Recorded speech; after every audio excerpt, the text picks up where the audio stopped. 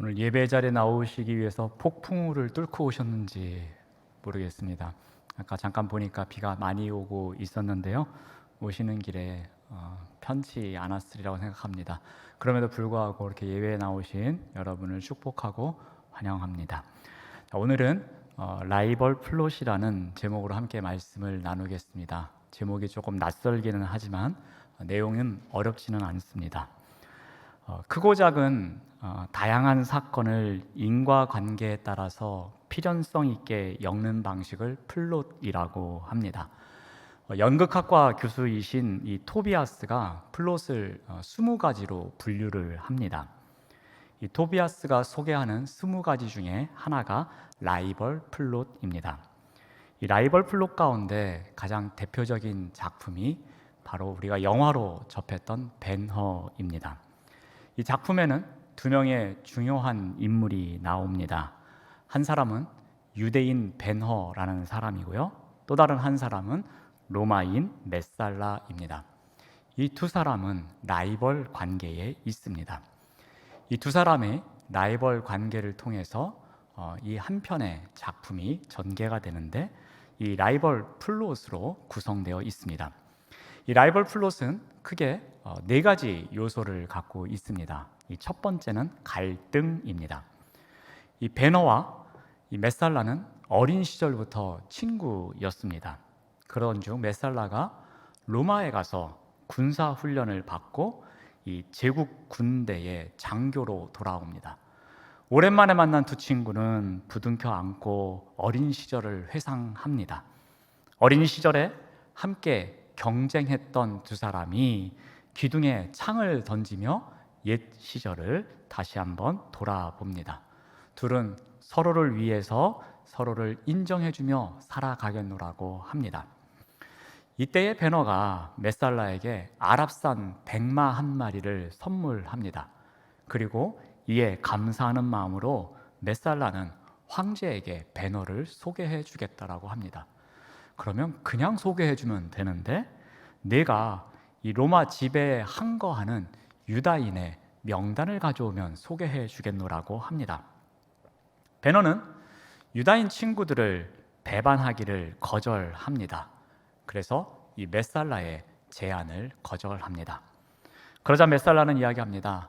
나와 함께 하든지 아니면 나의 대적의 편에 서든지 둘 중에 하나를 선택하라고 합니다. 베너는 메살라를 거역하겠노라고 단호하게 말합니다. 두 사람 사이의 갈등은 이제 시작됩니다. 마침 로마 총독이 길을 지나갑니다. 그때에 베너의 가족이 지붕 위에서 총독의 행진을 바라보고 있습니다.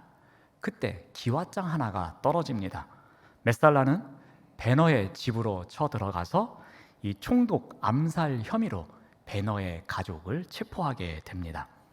베너는 순간 위기를 맞이합니다. 그리고 가족이 잡혀갑니다. 이 일로 인해서 갈등이 더욱 고조됩니다. 자, 라이벌 플롯의 두 번째 단계는 불리함입니다. 이 메살라는 베너의 어머니나 그 여동생이 아무 죄가 없음을 알고 있습니다. 그런데 베너와의 경쟁에서 우위를 점령하기 위해서 그가 자신의 유리한 쪽으로 사건을 끌고 갑니다. 메살라는 사건과 인물을 조작하면서 그 어머니와 동생은 감옥에 가두고 베너는 노예선의 노예로 끌려가게 합니다. 순간 한 경쟁자가 완전히 앞서고 다른 경쟁자가 뒤로 처지는 것을 볼 수 있습니다.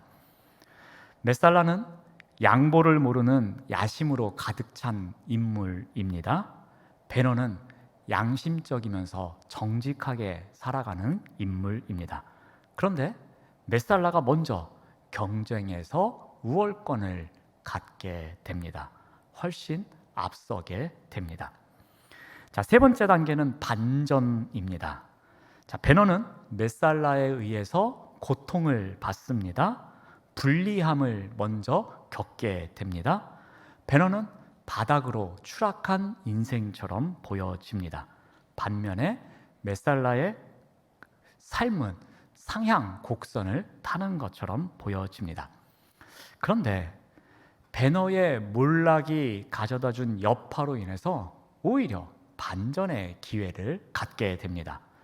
배너는 노예선에서 3년 동안 노를 젓는 노예 역할을 합니다. 어느 날 전투에서 배가 침몰을 합니다. 그때의 배너는 가까스로 탈출에 성공합니다. 그런데 그 배에 로마의 사령관 아리우스가 타고 있었습니다. 이 아리우스를 배너가 구출하게 됩니다. 자신을 구해준 이 생명의 은인을 아리우스는 양자로 삼습니다.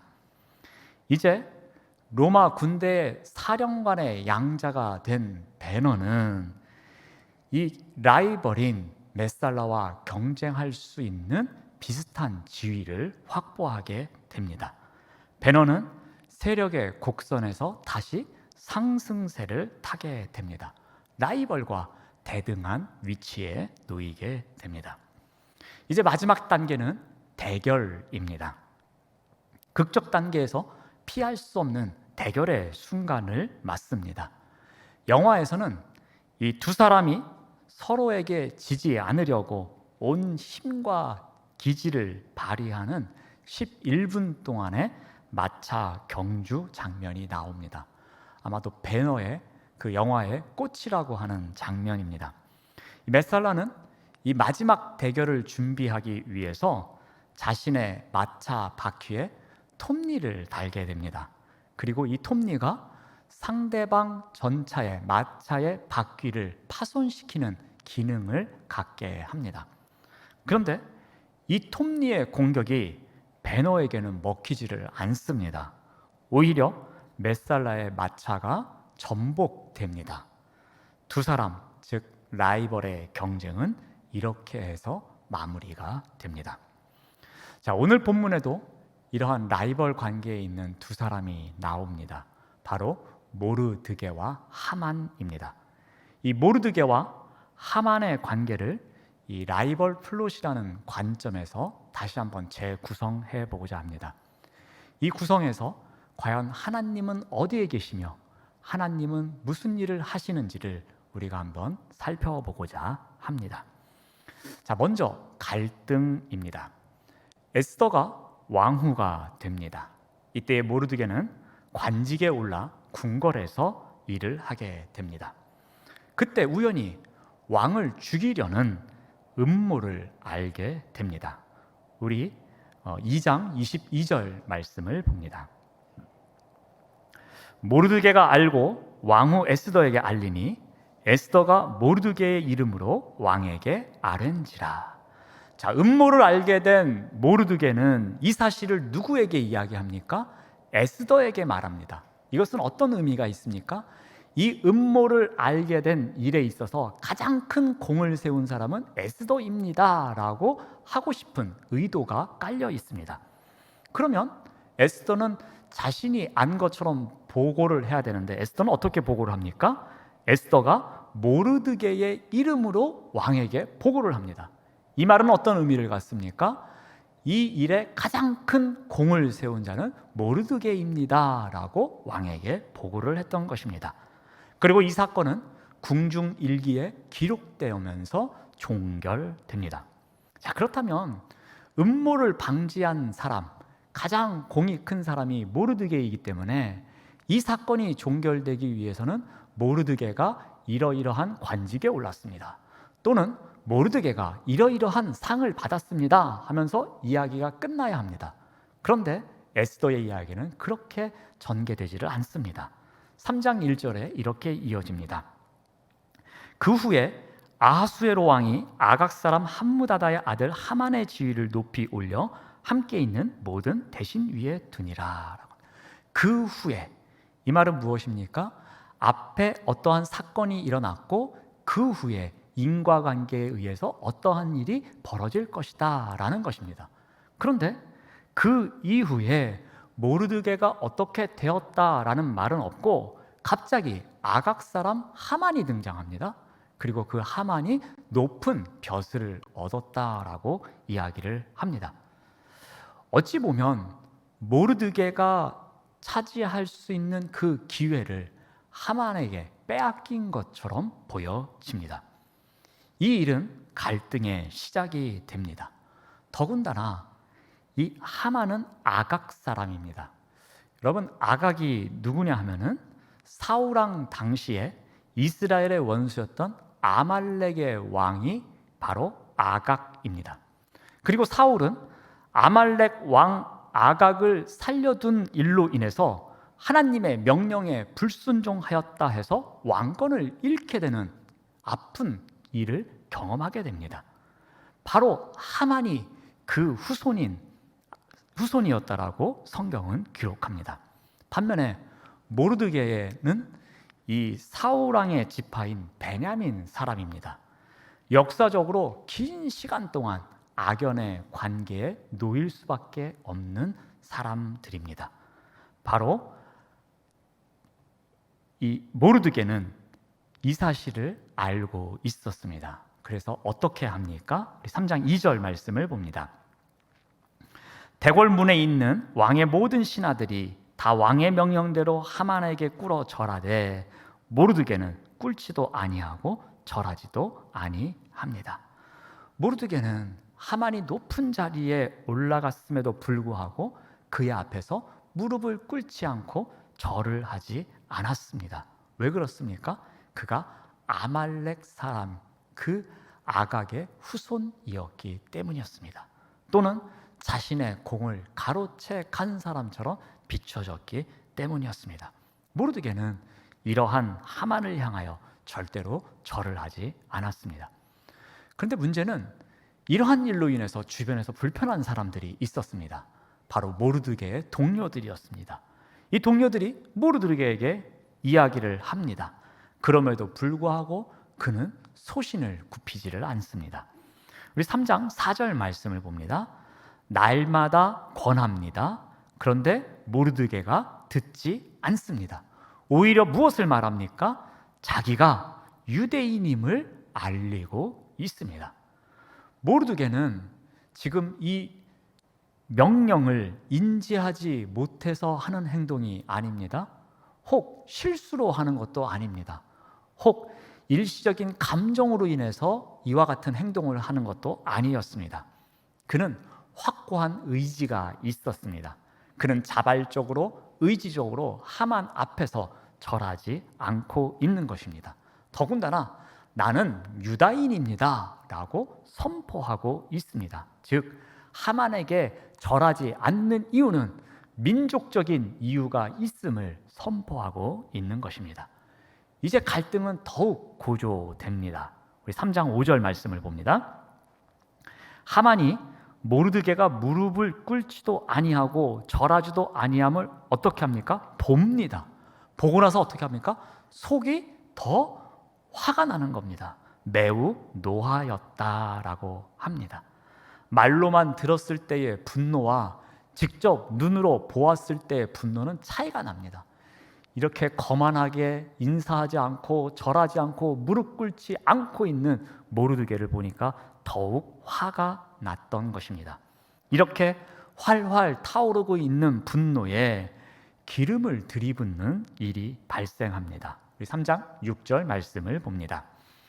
그들이 모르드게의 민족을 하만에게 고자질을 합니다. 그래서 하만이 모르드게만 죽이는 것이 부족하다고 생각합니다. 그래서 아하수에로의 온 나라에 있는 유다인 곧 모르드게의 민족을 다 진멸하겠다라고 다짐을 하게 됩니다. 하만은 개인의 명예 그리고 적개심을 민족적 감정의 문제로 확장시켜 나가고 있는 것입니다. 이제 두 번째 단계인 불리함입니다. 모르드게가 그의 민족 유다인을 죽이려는 하만의 음모에 이제 맞서야 되는 상황입니다. 그런데 그의 자리가 점점 불리한 자리로 내몰리게 됩니다. 이제 하만은 유다 민족을 말살시키기 위해서 작전을 하나씩 수행해 갑니다. 먼저는 유다인을 진멸시킬 날짜를 확정하는 것이었습니다. 그래서 그는 점치는 사람들을 불러 모으고 그들로 하여금 제비를 뽑게 합니다. 그래서 유다인을 진멸할 날짜를 확정합니다. 소위 말하는 날을 받는 거죠. 날을 받고 난 다음에 이제 아하수에로 왕을 찾아갑니다.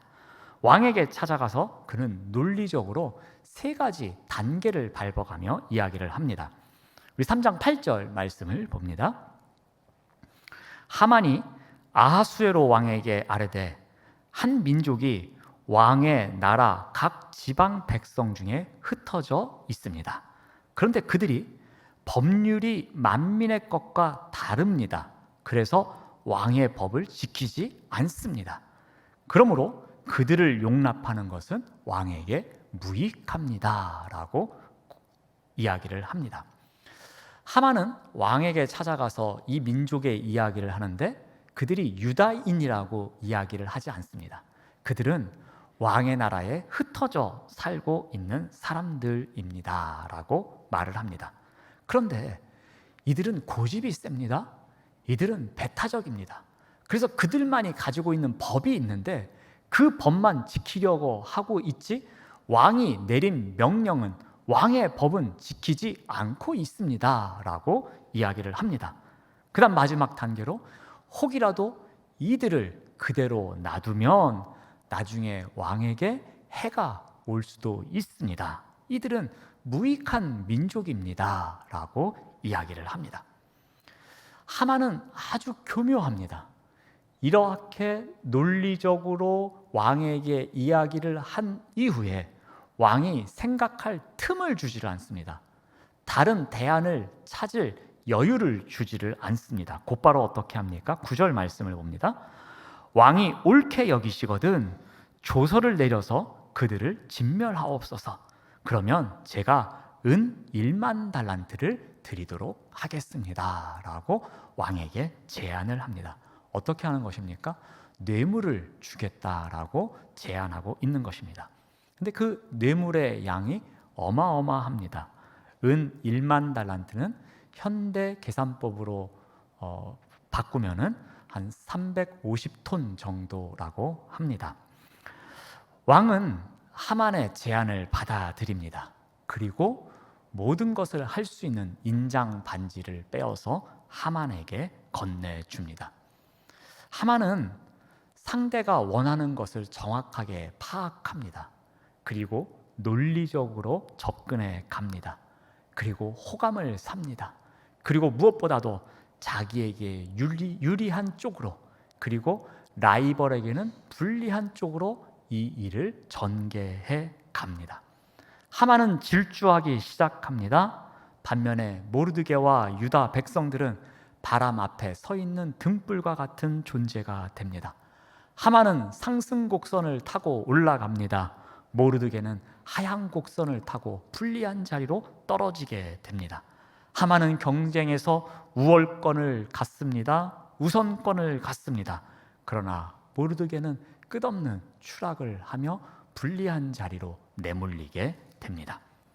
이제 세 번째 단계는 반전입니다. 모르드게가 살고 있는 수산성에도 이 조서가 반포됩니다. 조서를 접한 모르드게는 어떻게 합니까? 우리 4장 1절 말씀을 봅니다. 모르드게가 이 모든 일을 알고 자기의 옷을 찢습니다. 굵은 베옷을 입습니다. 그리고 재를 뒤집었습니다. 그리고 대성통곡합니다. 모르드게는 이 모든 사실을 알고서 애통과 애곡의 자리로 나아갑니다. 그리고 이 일을 해결할 수 있는 한 사람 앞으로 나아갑니다. 이 탄원과 도움의 핵심에 놓여 있는 한 사람이 있었습니다. 누구입니까? 바로 에스더입니다. 민족을 위한 에스더의 역할이 필요한 때였습니다. 그러나 에스더는 주춤합니다. 민족을 위해 죽음을 각오하는 결단이 있어야 하기 때문이었습니다. 이러한 에스더를 바라보면서 모르드게는 설득하고 또 설득합니다. 모르드게는 에스더에게 마지막으로 간절하게 말합니다. 이런 때를 위해 내가 왕후의 자리에 있는 것이 아니냐라고 마지막으로 이야기를 합니다. 에스더는 이제 왕에게 나가서 유다인의 목숨을 구할 것을 결단합니다. 에스더는 우리가 알고 있는 것처럼 죽으면 죽겠다라는 각오로 왕 앞에 나아갑니다. 바로 위기가 기회로 바뀌는 반전의 순간입니다. 이제 마지막 단계입니다. 대결입니다. 한 사건이 발생합니다. 5장 9절 말씀을 봅니다.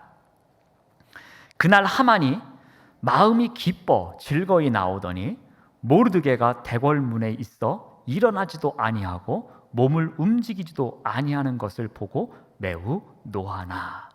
이 표현이 지금 2번 반복해서 나오고 있습니다. 또다시 하만이 모르드게를 발견하게 됩니다.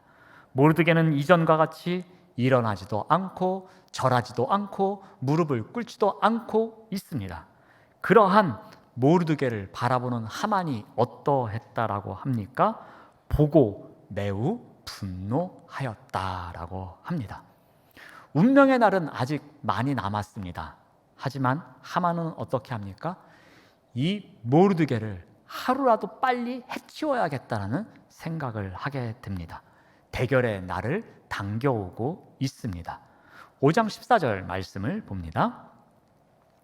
그의 아내 세레스와 모든 친구들이 이르되 높이가 50규빗 되는 나무를 세우고 내일 왕에게 모르드게를 그 나무에 매달기를 구하고 왕과 함께 즐거이 잔치에 가소서 하니 하만이 그 말을 좋게 여기고 명령하여 나무를 세우니라. 하만과 함께하는 사람들이 있었습니다.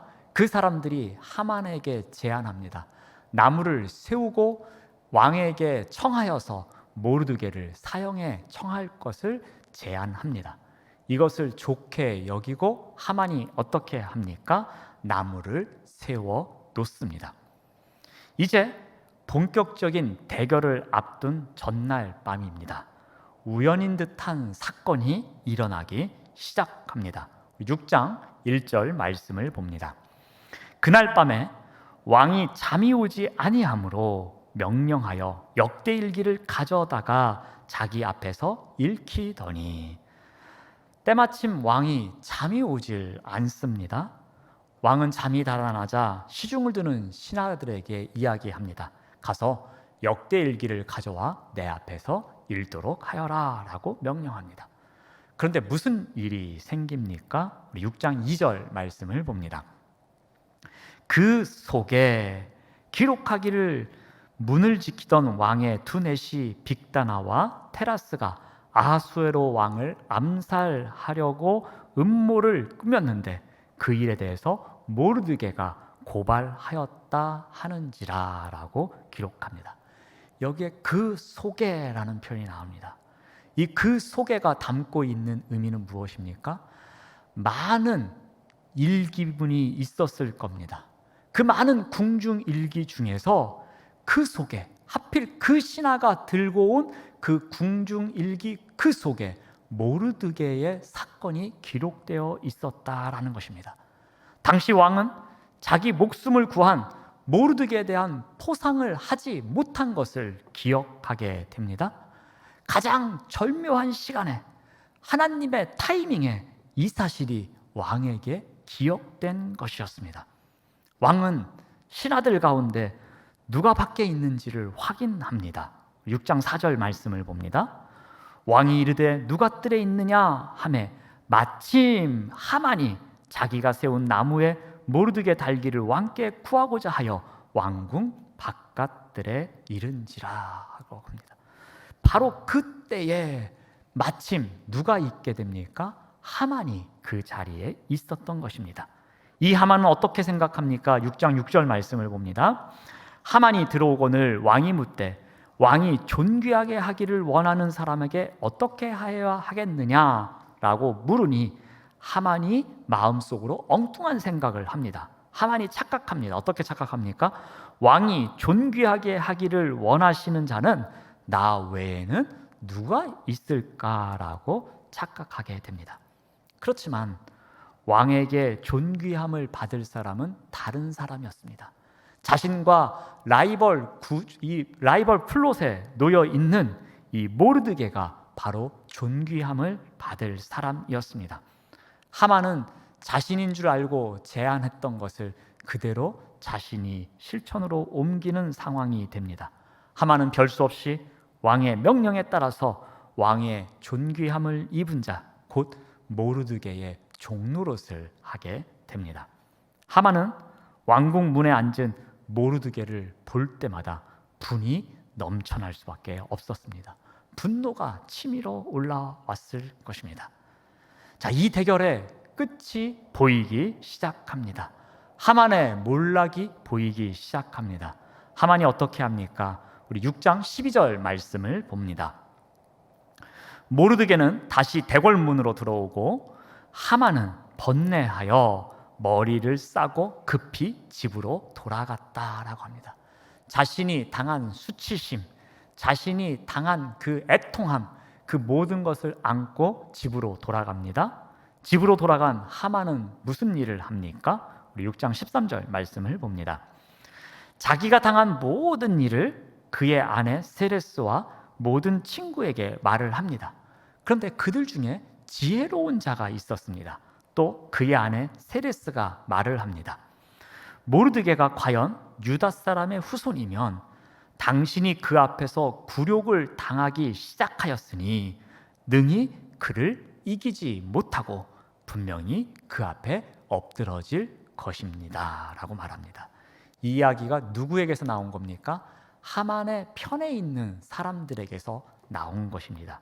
즉, 이 대결의 승자는 모르드게임을 하만의 사람들의 입을 통해서 선포하고 있는 것입니다.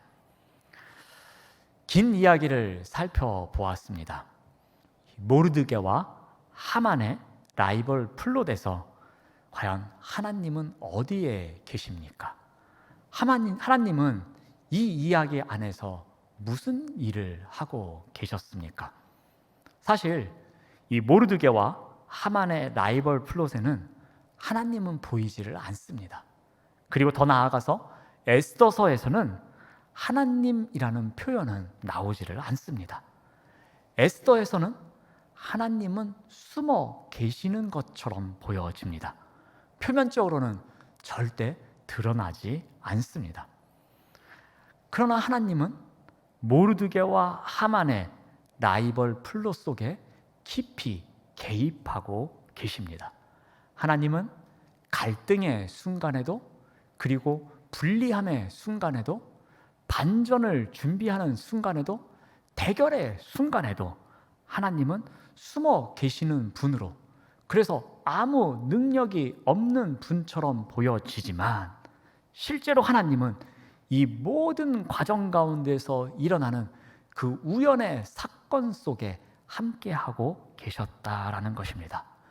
음모를 알게 된 그 순간부터, 왕궁 일기에 기록된 그 순간부터, 왕이 잠이 오지 않는 그 순간, 그리고 역대 일기를 읽는 그 순간, 하필 그 속에 모르드게의 일이 있게끔 하셨던 그 상황 속에서도, 마침 하만이 문 밖에서 기다리고 있었던 그 상황 가운데서도 마치 모든 일련의 사건이 우연처럼 보여지지만 그 사건 속 하나하나에는 하나님께서 개입하고 계셨다라는 사실입니다.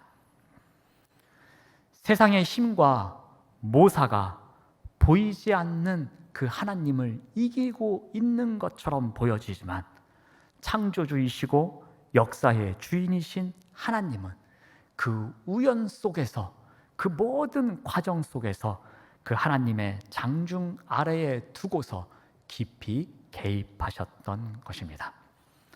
사랑하는 여러분, 우리 또한 모르드게와 같이 우리의 삶의 여정 가운데 라이벌 플롯의 주인공으로 맞닥뜨릴 때가 있습니다. 라이벌 플롯의 과정 가운데서 하나님이 계시지 않는 것처럼 느껴질 때가 참 많이 있습니다.